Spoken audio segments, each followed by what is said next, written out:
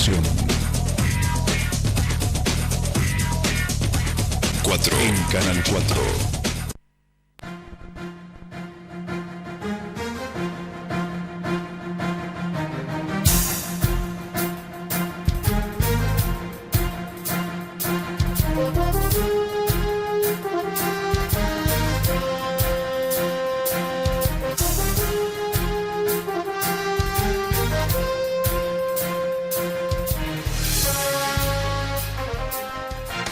¿Qué tal? Muy buenas tardes, bienvenidos a un nuevo programa de Noticias de la Semana. Hoy vamos a tocar solamente dos temas que quiero analizarlos en profundidad. Uno nacional y otro internacional, pero de nuestra Sudamérica. Así que vamos a la presentación de los mismos para luego desarrollarlos. Jair Bolsonaro asumió la presidencia de Brasil en el marco de un amplio operativo de seguridad. La economía argentina parece estacionarse por un par de meses con un dólar estabilizado y una inflación presuntamente controlada.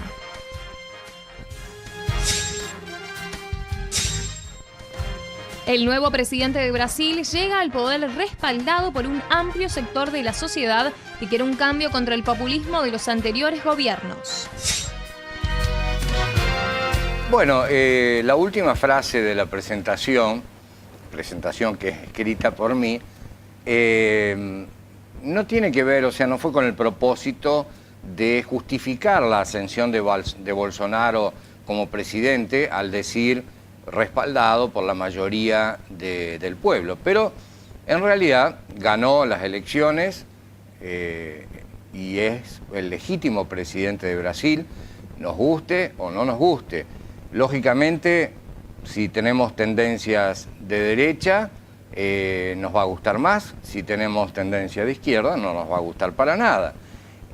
Para colmo, es un ultraconservador, un ultraderechista, no un término medio, que hace que lo que vemos en nuestro país, o por ejemplo en Chile, que también hermanos cercanos, parezca un dibujito animado comparado con lo que en estos pocos días de la asunción de Bolsonaro, ya se dice en Brasil de las cosas que piensa hacer, porque son las que dijo en su campaña. Algunas las podrá amortiguar un poquito, pero otras está totalmente convencido de que va a hacer. Y eso es lo que quiero que charlemos, que hagamos un análisis sobre lo mismo. Fundamentalmente porque Brasil, todos lo sabemos, es el país más grande de Latinoamérica, con la mayor cantidad de gente, de población, es una economía muy fuerte, a la cual va anclada la economía de Argentina. O sea, si a Brasil le va bien, generalmente a Argentina también le va bien porque tenemos un balance comercial positivo para nuestro país. El 2018 dio eso, un balance comercial donde le vendimos más que lo que le compramos. Mucho tiene que ver la industria automotriz, por ejemplo, donde se factura mucho, o sea, las unidades no son tantas, pero la facturación es grande. ¿Qué quiero decir con esto? No es lo mismo exportarle caramelos que tendríamos que exportar, que también se le hace, por supuesto, una firma cercana a nosotros, Arcor, pero no es lo mismo facturar caramelos que tener que facturar millones de caramelos para hacer, no sé, $100, y en la industria automotriz los montos son muy elevados, entonces eso nos ayuda muchísimo. Es un país que está comercialmente muy ligado a la Argentina y los primeros contactos que hubo entre nuestro presidente Macri y Jair Bolsonaro hablan de un futuro con posibilidades de crecimiento mutuo, juntos. Como anécdota, que hablamos tanto de izquierda y de derecha, quiero hacer una reflexión sobre esto, porque muchos decimos la izquierda, la izquierda se está vista por los zurdos, por los comunistas, los trotskistas y bueno, y tantos otros istas que tenemos en el mundo, y sobre todo el comunismo, que es lo que más se caracterizaba con los partidos de izquierda, y la derecha por lo conservador, lo clásico, e incluso son términos que tienen cientos de años y por eso también hablamos como la izquierda, que es la siniestra, la derecha, que es la diestra. Es como que siempre lo de la derecha es mejor que lo de la izquierda. Esto tiene un origen hace, 200 años, en 1789, en Francia. Ya se había producido la Revolución Francesa y se forman las asambleas y todavía seguía existiendo un monarca. En las asambleas hubo una discusión, una asamblea nacional, hubo una discusión donde el rey o el monarca había decidido que lo que había esa asamblea dictaminado lo daba todo como que no servía y que había que conversarlo de nuevo. Entonces se armó una discusión muy grande dentro de la Asamblea Nacional Constituyente. El rey era Luis XVI y de ahí viene el término derecha e izquierda, porque los que estaban a favor del rey, del monarca de ese entonces, Luis XVI, se situaron a la derecha del recinto, un recinto con bancas. Entonces estaban todos del lado de la derecha. Esos apoyaban al monarca y a la decisión de que lo que había homologado el pueblo no se llevara a cabo. Y por otro lado, a la izquierda estaban aquellos que querían las reformas. Por eso siempre de ahí, que fue una de las primeras democracias del mundo, de ahí surge lo de derecha y de izquierda, visto como que la izquierda es siempre renovadora, es siempre reformadora, es siempre conquistadora de nuevos derechos, es siempre revolucionaria, no necesariamente por las armas, y la derecha es más conservadora, más quieta, las cosas van más con más tiempo para desarrollarse. Bueno, eso es una anécdota que simplemente quería comentarles el origen de estas palabras que usamos tan cotidianamente. La realidad de hoy, Bolsonaro está en el poder. Hay dos cosas que son de todas las que ya ha confirmado, que son muy importantes y que, vuelvo a insistir, tienen mucho que ver con nuestro país. Argentina está por detrás de Brasil en la exportación de soja. Brasil tiene una producción muy alta de soja, igual que Argentina, pero Brasil tiene mucho más territorio donde sembrar.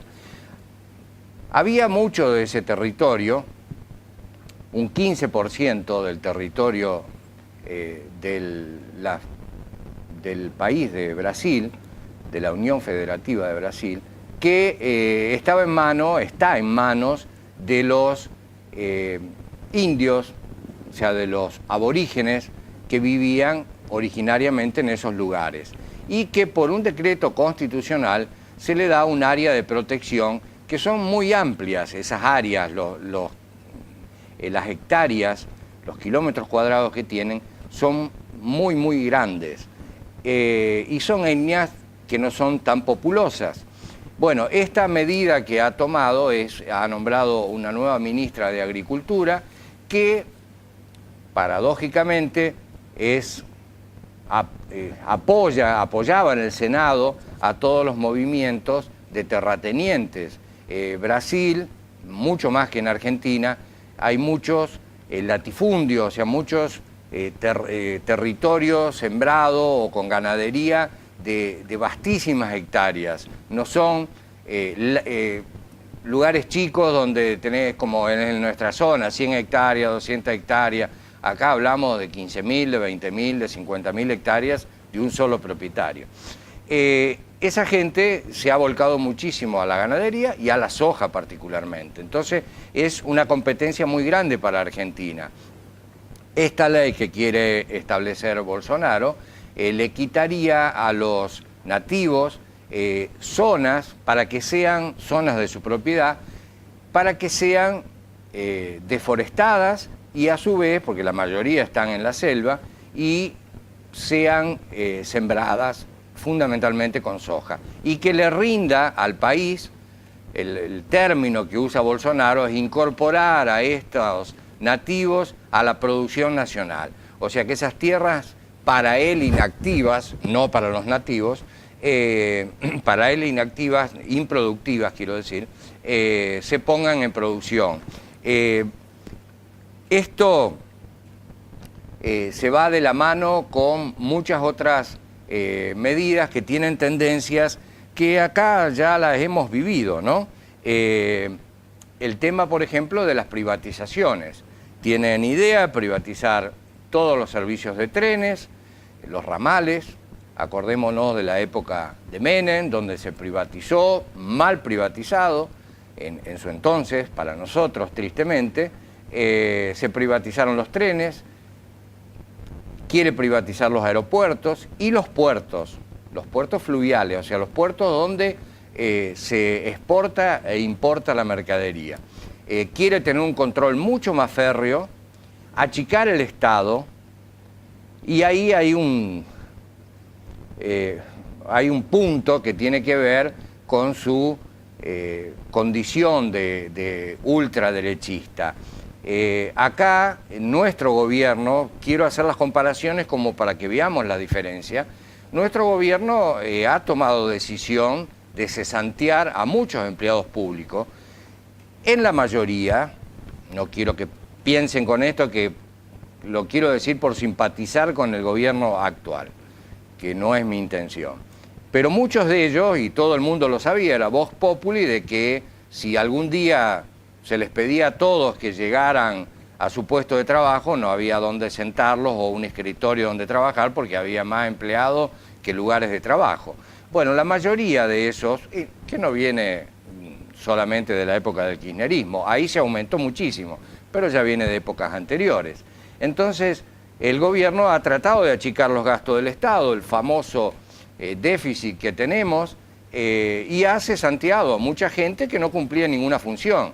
Cuando les dijeron pasen a buscar un registro con el cual, una tarjeta con la cual van a fichar la entrada y salida de su trabajo, un alto porcentaje no apareció porque directamente no trabajaba.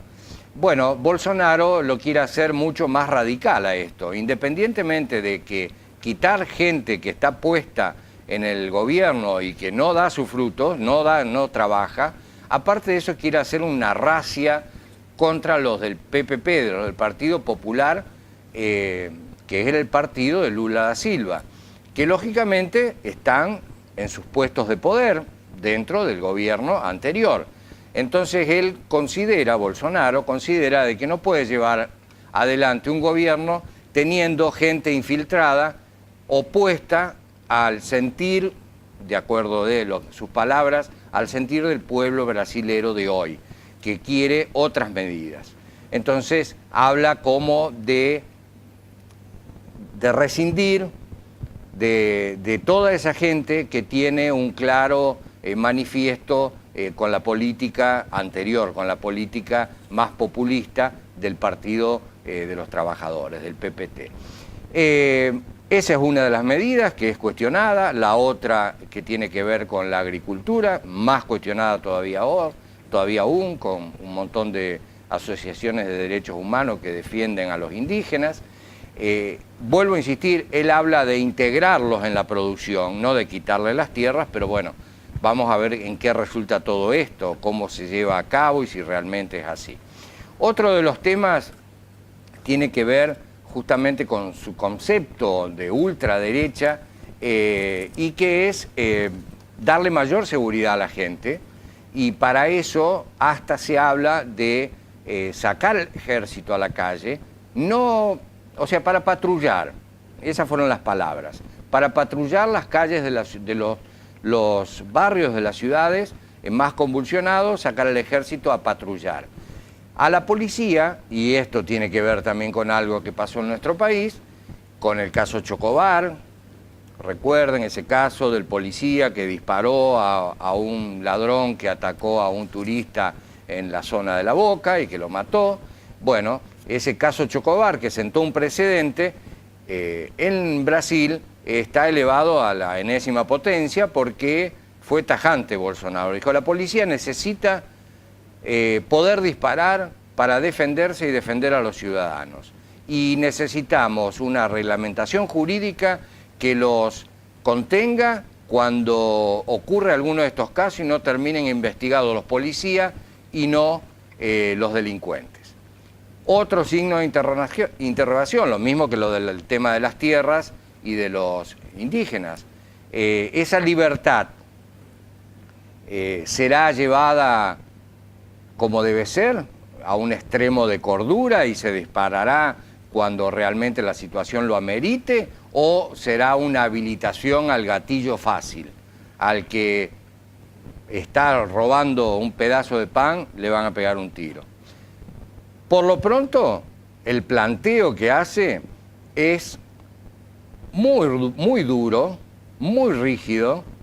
No olvidemos que Bolsonaro es un ex militar, se ha reunido de militares en su gabinete, de los 22 ministros, 6 son militares retirados, y entonces nos habla de una capacitación que ha tenido durante toda su vida, muy rígida, muy castrense, y eso es lo que quiere llevar al sistema de gobierno, si lógicamente le es posible.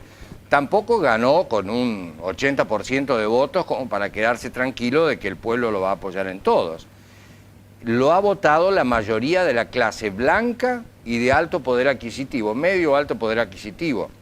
En las ciudades más pobres, que estaban más asistidas por el gobierno de Lula da Silva y posteriormente de Dilma Rousseff, un gobierno más populista, en esas ciudades perdió Bolsonaro.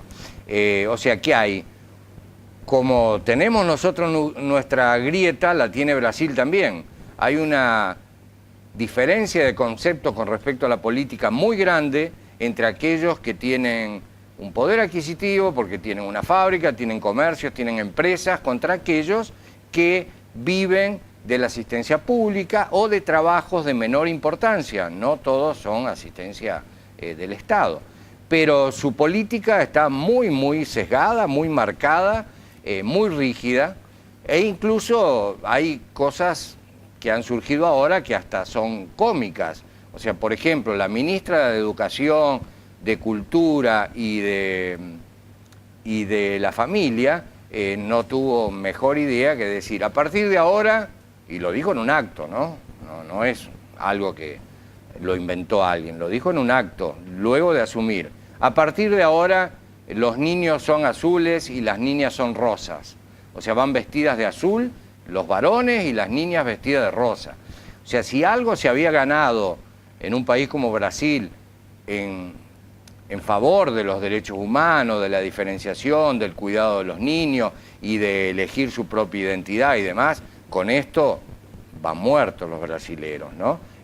Otro de sus conceptos es que las mujeres han sido generadas, han nacido para ser mamás. Bueno, son conceptos muy duros, muy retrógradas, es como que retrocedimos 50, 70 años en conceptos que ya se consideraban superados, superados en lo moral, superados en lo económico, en el caso de las asistencias. Bolsonaro quiere que todo el mundo trabaje, quiere sacar en muy poco tiempo todas las asistencias que había dado el PPT, todo ese populismo que se había formado, con asignaciones, con ayudas a esta gente desfavorecida en manera económica. Bolsonaro quiere incorporarlos de una manera u otra al sistema. Por un lado, el trabajo, que hay que generarlo, eso es un punto que todavía no dijo cómo. Si va a privatizar todos los... Recordemos lo que pasó en la Argentina, se privatizaron los ferrocarriles y quedaron más de 30.000 personas en la calle, con una indemnización que se las comió la inflación. Llegaron los nuevos propietarios de los ferrocarriles, tenían que hacer ramales nuevos, los ferrocarriles tenían que modernizarse, y se han modernizado algunos ramales recién hace 5, 6 o 10 años a lo sumo. En la época de Menem no se hizo nada. Las autopistas, un montón de cosas que, desde mi punto de vista, está bien el hecho de la privatización.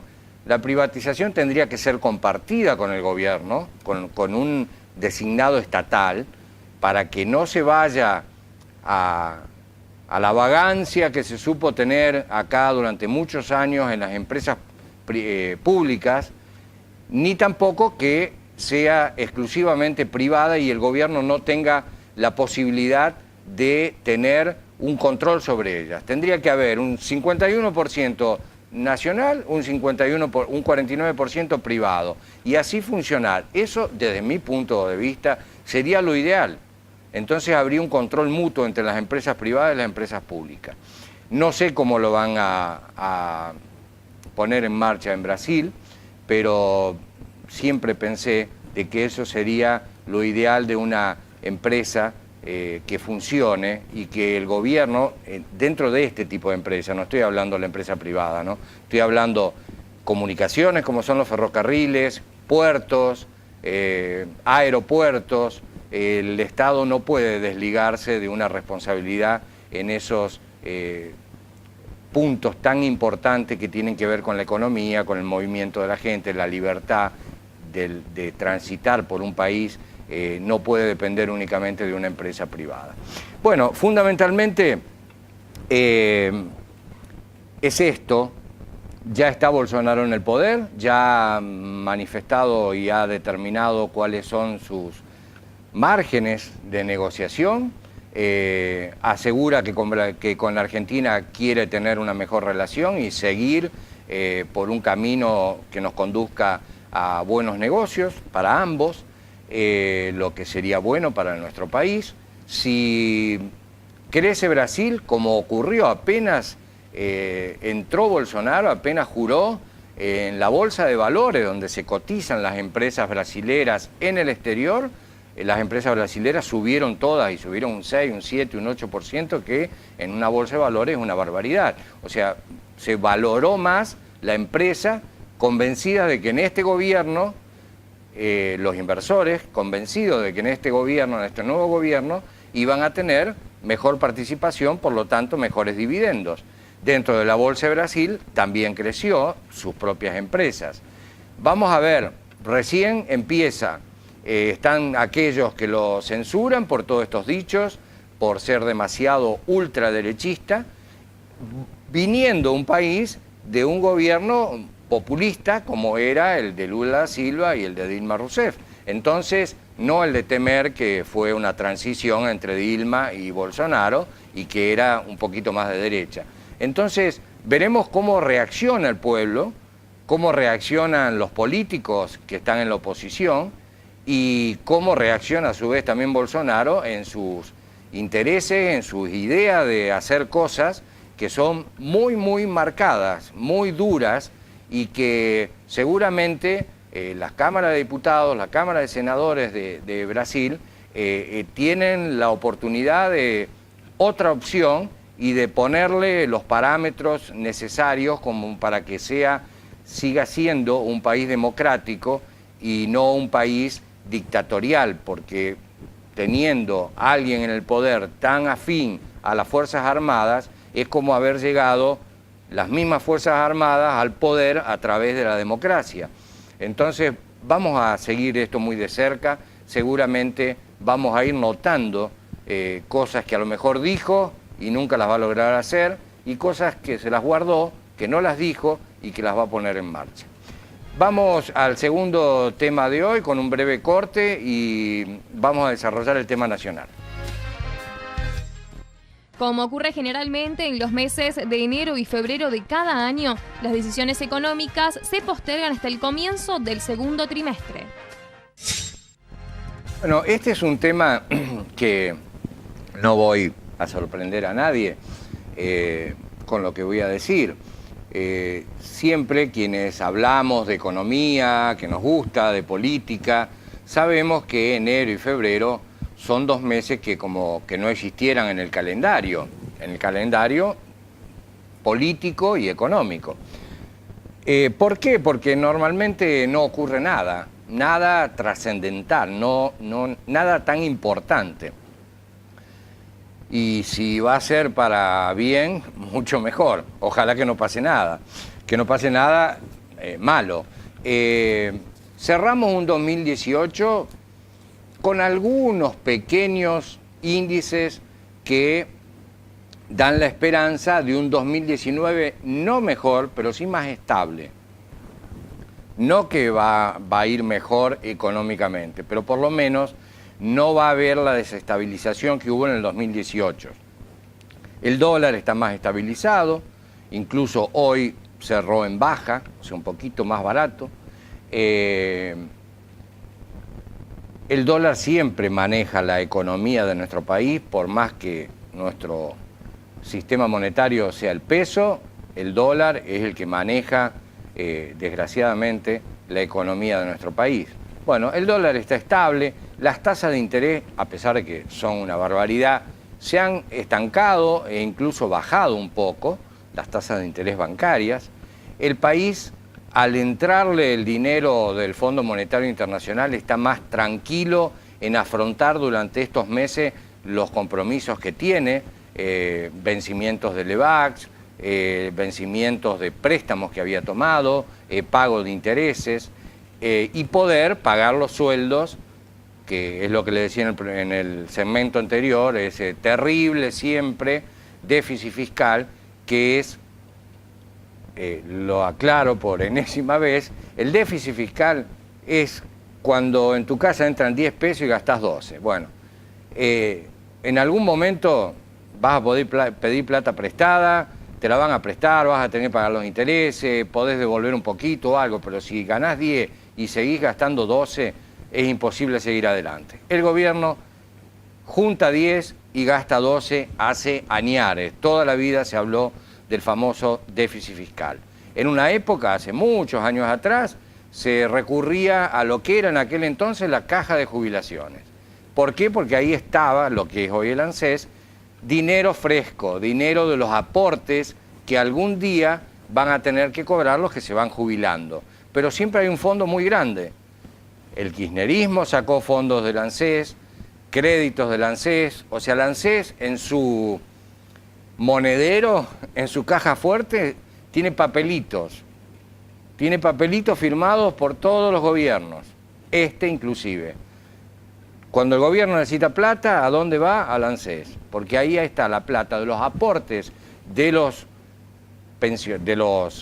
trabajadores para algún día ser pensionados y de los empleadores también. Entonces, mensualmente es mucha la plata que entra y es plata que se va en préstamos al gobierno, mucha de esa parte, la otra lógicamente se aplica para pagar las jubilaciones. Bueno, les decía entonces que esto no quiere decir de que tengamos la tranquilidad de que el 2019 va a ser mejor. No, lo que pinta hasta ahora, hablando vulgarmente, es como que vamos a quedar estable, no va a haber grandes saltos. Es un año electoral. En octubre tenemos nuevamente elecciones presidenciales. Vamos a tener un abanico de elecciones municipales, lógicamente en nuestra ciudad y en muchas otras, provinciales, que van a ir separadas de las nacionales, porque es un atributo de los gobernadores decidir cuándo, o sea, qué día eligen para que se hagan las elecciones dentro de la provincia. Y el intendente, por ejemplo, de nuestra ciudad, puede optar también ir con las elecciones provinciales o no y esperar las nacionales. De acuerdo al signo político de cada sector, les conviene de una forma o de la otra. ¿Por qué? Porque en este momento no se habla de un posible ganador de una elección presidencial. Tanto Cristina Kirchner, si se presentara, que todavía no se sabe, como Mauricio Macri, están en un empate técnico, como se dice. Y detrás no hay ninguno que asome muy cerca de ellos. Sí que junten votos como para en una segunda vuelta se vayan para un lado o para el otro. Supuestamente, de ser así, de presentarse Cristina Kirchner a las elecciones, habría un empate en el primer término y en la segunda vuelta ganaría Macri, porque la mayoría de los partidos que se acercan más en juntar votos son más partidarios del macrismo, o sea, de Cambiemos, que del kirchnerismo. Incluso muchos partidos peronistas que no quieren saber más nada de Cristina de Kirchner, quieren un nuevo peronismo. Pero un peronismo que está muy desmembrado, que está muy desarticulado todavía. No hay una figura que los aglutine y que los lleve por ese camino como hubo otras épocas en que sí lo tenían. Lo mismo el radicalismo. Entonces, por eso existe Cambiemos. Y Cambiemos, la gente está muy desesperanzada. O sea, muchas de las cosas que se dijeron no se cumplieron. En el último programa, hace 15 días atrás, el fin de semana pasado no se pudo hacer, el viernes pasado, pero 15 días atrás yo le decía que de 20 promesas que hizo Mauricio Macri, solamente cumplió 2, así en forma definitiva. Tiene 6 que están en cumplimiento y que se van a terminar, pero el resto están vagando entre empezadas y algunas ni empezadas, u otras ya denegadas completamente, como es el impuesto a las ganancias para los trabajadores, o el hecho de hacer 3.000 jardines de infantes que nunca se hicieron. Entonces, hay gente que está desesperanzada, pero desilusionada de haberlo votado y de no verse mejor, porque pensaban de que con la ida del kirchnerismo iban a estar mejor. Y no es así, se ha estado mucho peor, por causas heredadas, por causas de errores propios, que fueron muchos, cosas mal hechas, sobre todo en economía, y por factores externos que no nos ayudaron. Es cierto lo que dice Macri, fue la peor cosecha de los últimos 50 años. No nos olvidemos que cuando estábamos en el primer gobierno kirchnerista, con Néstor Kirchner, se hablaba del famoso viento de cola. El viento de cola era la cantidad de dólares que nos entraba por la cantidad que se exportaba de materia prima, ya sea fundamentalmente soja, pero aparte maíz y otros granos que se exportaban como nunca. Todo eso no es así. Hoy es como que tenemos un viento en contra, el mundo globalizado ha cambiado también, entonces es como que la situación está hoy en un impasse. Por eso les digo, ni mejor ni peor. Ojalá sea para que estemos mejor. Lo que ha bajado un poco la inflación, o que por lo menos la mantiene, es la falta de consumo. Pero la falta de consumo es porque no alcanza el dinero, no porque la gente esté llena de cosas y no compre más, o porque los precios no se han movido porque no quieren moverse. No los mueven, los industriales no lo mueven a los precios, más de lo que lo han movido, porque no van a vender mucho menos de lo que venden. Y muchos no pueden soportar vender menos de lo que están vendiendo. Y esa es la razón por la cual la inflación se ha estancado un poco, pero no porque se haya hecho algo desde el gobierno, salvo sacar dinero justamente de la plaza, o sea, quitar dinero en circulación para que se gaste menos y entonces la inflación se aplaque un poco. Vamos a ver qué pasa durante todo este año, lógicamente lo vamos a ir analizando cada viernes, fundamentalmente en la parte económica, y mucho va a haber de política que va de la mano de la economía. Me despido de ustedes por unos días porque el programa va a tener un receso de verano, así que nos encontraremos a la vuelta del mismo. Les deseo lo mejor y nos reencontraremos a la brevedad. Muchas gracias, hasta luego.